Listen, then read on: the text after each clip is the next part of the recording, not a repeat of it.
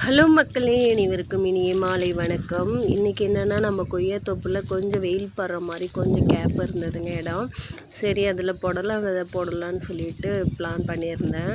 பில்லுலாம் நிறைய இருந்ததால் முதல்ல அருவா வச்சு நல்லா பில்லெல்லாம் அறுத்து போட்டுட்டேன். கொஞ்சம் ஈரம் இருந்ததால் ஈஸியாக வேரோடையே வந்தது.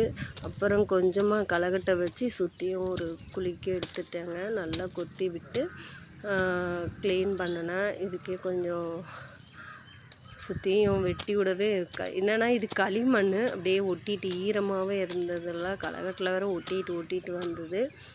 ரொம்ப கஷ்டமாக தான் இருந்தது. சரி, ஒரு குழி தானே எடுத்துருவோன்ட்டு அப்புறம் நல்லா வெட்டி விட்டாங்க. வெட்டி விட்டுட்டு இப்போல்லாம் விதைய வந்துட்டு ஒரு மதியமாகவே கொஞ்சம் தண்ணியில் ஊற வச்சுருந்தேன். சீக்கிரம் முளைக்கும். நம்ம ஊற வச்சிட்டோம்னா சீக்கிரம் முளைச்சிரும்.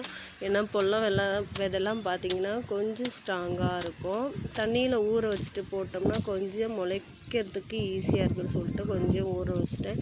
நம்ம ஒரு நாள் முன்னாடியே கூட ஊற வைக்கலாம். தண்ணியில் ஊற வச்சுட்டு எடுத்து வச்சிடலாம். அப்புறம் ஊற வச்சுட்டு விதையெல்லாம் எடுத்து ஊனுனாங்க. பார்ப்போம் எப்படி வருதுன்னு தெரியல. பாருங்க, தண்ணியில் ஊற வச்சு விதைய காமிக்கிறேன் பார்த்தீங்களா. இதான் ஒரு 10 விதை ஒரு விதை வந்துட்டு எப்படின்னா, முன்னாடியெல்லாம் பேக்கெட் கணக்கில் கொடுத்தாங்க. பேக்கெட் 10 ரூபா 5 ரூபான்னு. இப்போ என்னென்னா 3 ரூபாயா ஒரு விதை. எனக்கே ஷாக் ஆயிடுச்சு. என்னடா ஒரு விதை 3 ரூபாயாங்கிற மாதிரி. விதையே இவ்வளோ ரேட்டு சொல்கிறாங்களேன்னு சொல்லிட்டு, சரி பரவாயில்ல ஊனி வைப்போம் பார்ப்போம், வந்த வரைக்கும் காய்ச்சினா லாபம் தானேன்ட்டு ஊனிட்டேன். நான் வாங்கினது வந்து 10 விதை 30 ரூபாங்க. ஒரு விதை ஒன்று 3 ரூபா. ஊனிட்டு நல்லா தண்ணியை தெளித்து விட்டாச்சு.